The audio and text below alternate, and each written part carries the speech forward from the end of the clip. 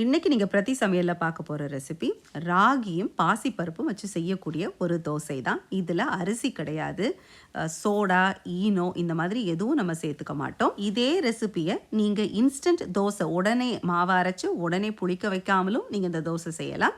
இல்லை 8 மணி நேரம் புளிக்க வச்சு கூட நீங்கள் அழகான இந்த கிறிஸ்பி தோசை நீங்கள் செய்யலாம்.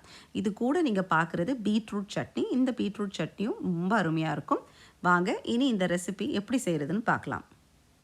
அப்போ முதல்ல நம்ம அந்த தோசைக்கு மாவு ரெடி பண்ணிடலாம். இதுக்கு நான் 1/2 கப்பு பாசிப்பருப்பு எடுத்திருக்கேன். இந்த 1/2 கப்பு பாசிப்பருப்பை நல்லா தண்ணி விட்டு நல்லா அலசி கழுவிட்டு அதில் கொஞ்சம் தண்ணி ஊற்றி நம்ம இதை ஊற வைக்க போகிறோம். ரொம்ப நேரம்லாம் ஆகாது, 1லேருந்து 2 மணி நேரத்துக்குள்ளே இது நல்லாவே ஊறிடும்.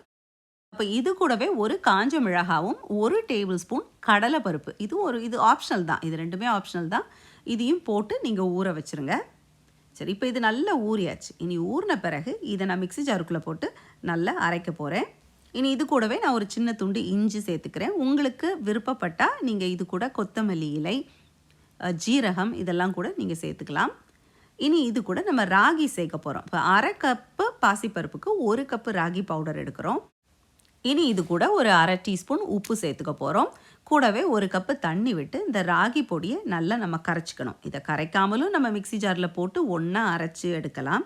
சில சமயங்களில் கட்டிகள் வரும். அந்த கட்டிகள் விழாமல் இருக்கிறதுக்காக தான் நம்ம முதல்ல தண்ணியில் கரைச்சிட்டு இனி இதை அந்த பாசிப்பருப்போடு போட்டு நம்ம ஒன்றா அரைக்க போகிறோம். அப்போ நான் முதல் சொன்ன மாதிரி உங்களுக்கு தேவைப்பட்டால் நீங்கள் இது கூட ஜீரகம், கொத்தமல்லி, பெருங்காயப்பொடி இந்த மாதிரி எது வேணாலும் ஃப்ளேவரிங்க்கு நீங்கள் சேர்த்துக்கலாம். நான் வெறும் இஞ்சியும் காஞ்ச மிளகா 1 மட்டும் சேர்த்துருக்கேன். இப்போ நமக்கு மாவு ரெடி. இனி இதை உடனே நீங்கள் இன்ஸ்டன்ட் தோசையாகவும் செய்யலாம். இல்லை இதை 8 மணி நேரம் புளிக்க வச்சு அப்புறமா கூட நீங்கள் தோசையாக செய்யலாம். நான் அது 2 தோசையுமே எப்படி இருக்குது அப்படின்றத உங்களுக்கு இந்த வீடியோ முடியும் போது காட்டுறேன். இப்போ இந்த பாத்திரத்தில் இருக்கிறத நான் 8 மணி நேரம் புளிக்க வைக்க போகிறேன். சரி, அதை புளிக்கட்டும். புளிக்கிறதுக்கு முன்னால் நம்ம இந்த பீட்ரூட்டில் எப்படி சட்னி பண்ணலாம் அப்படின்னு பார்க்கலாம். இதுக்கு நான் இந்த 2 குட்டி பீட்ரூட் எடுத்திருக்கேன். கூடவே ஒரு 6 காஞ்ச மிளகாய், ஒரு 6 சின்ன வெங்காயம், 1 பல்லு பூண்டு, சின்ன துண்டு புளி, கொஞ்சம் 1/4 கப் அளவுக்கு ஃப்ரெஷ் தேங்காய், திருவினதாகவும் இருக்கலாம், இல்லை இந்த மாதிரி தேங்காய் சில்லா கூட நீங்கள் எடுத்துக்கலாம். இந்த பீட்ரூட்டை இந்த மாதிரி நீங்கள் ஸ்க்ரேப் பண்ணியும் வைக்கலாம், இல்லை பொடிசாக நறுக்கி கூட நீங்கள் வச்சுக்கலாம். இனி என்ன பண்ணணும்னா, ஒரு கடாயில் 1 டீஸ்பூன் எண்ணெய் எடுத்து அந்த எண்ணெய் சூடானதும் அதில் ஒரு 1/4 டீஸ்பூன் கடுகு, ஒரு 1/2 டீஸ்பூன் உளுந்தம்பருப்பு, 2 டீஸ்பூன் கடலைப்பருப்பு இதெல்லாம் போட்டு லைட்டாக பொரிஞ்சதும் இனி இது கூட நம்ம எடுத்து வச்சுருந்த அந்த வெங்காயம், பூண்டு, காஞ்ச மிளகாய், புளி இது எல்லாத்தையும் ஒன்றா போட்டு நம்ம வதக்க போகிறோம். இப்போது வெங்காயம் கொஞ்சம் வதங்கினதும் நம்ம ஸ்க்ரேப் பண்ணி வச்சுருந்த அந்த பீட்ரூட்டை நம்ம இது கூட போட்டு நல்லா வதக்க போகிறோம். அதனுடைய பச்சை வாசனை முழுசும் போகணும். அப்போ தண்ணி வேணும்னாலும் நீங்கள் அதில் கொஞ்சம் ஒரு டேபிள் ஸ்பூனோ 2 டேபிள் ஸ்பூனோ தண்ணியும் சேர்த்து இதை மூடி போட்டு நம்ம நல்லா அந்த பச்சை வாசனை போகிற வரைக்கும் நம்ம இதை வேக வைக்கணும். இது கூட கொஞ்சம் உப்பு போட்டுக்கோங்க. மூடி வைக்கும்போது மீடியம் ஃப்ளேமில் வச்சுக்கோங்க. இப்போ ஒரு 5-10 நிமிஷத்துக்குள்ளேயே நமக்கு அந்த பீட்ரூடைய பச்சை வாசனை எல்லாம் போயிடும். இப்போ நம்ம மூடியை திறந்துட்டு நம்ம எடுத்து வச்சுருந்த அந்த தேங்காய் திருவலோ இல்லை அந்த தேங்காய் பொடிசாக வெட்டி வச்ச அந்த தேங்காய் துண்டுகளையோ நம்ம இது கூட சேர்க்கணும். சேர்த்து ரொம்ப நேரம் வதக்கணும்னு அவசியம் இல்லை.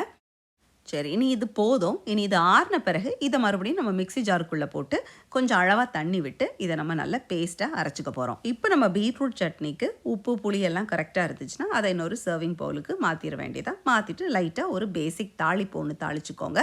தாளிக்கிறதுக்கு நான் கொஞ்சமாக எண்ணெய், கடுகு, உளுந்தம்பருப்பு, ஒரு காஞ்ச மிளகாய், கருவேப்பிலை, கொஞ்சமாக ஒரு சின்ன சிட்டிகை பெருங்காயப்பொடி இவ்வளோதான் நான் சேர்த்துருக்கேன். சரி, இப்போ நம்ம பீட்ரூட் சட்னி ரெடி. இனி நம்ம தோசை செய்ய போகிறதுக்கு முன்னால் என்னுடைய சேனலில் தோசை சட்னி அண்ட் சப்பாத்தி அப்படின்னு ஒரு பிளேலிஸ்ட் போட்டு வச்சுருக்கேன். அதுக்குள்ளே நிறைய ரெசிபீஸ் இருக்குது. ஓட்ஸ் வச்சு, ராகி வச்சு செய்யக்கூடிய பல இன்ட்ரெஸ்டிங் ரெசிபீஸ் இருக்குது. அப்போ அதை நீங்கள் கண்டிப்பாக பாருங்கள். அதனுடைய லிங்க் நான் டிஸ்கிரிப்ஷன் பாக்ஸ்லேயும் கொடுக்குறேன். அதே மாதிரி இந்த வீடியோ முடியும் போது என் ஸ்க்ரீன்லேயும் உங்களுக்கு இருக்கும். சரி, இப்போ இனி நம்ம தோசை செய்ய போகலாம். இப்போ இதை நான் புளிக்க வைக்காமல் டைரெக்டாக இன்ஸ்டண்ட்டாக செய்யக்கூடிய தோசை.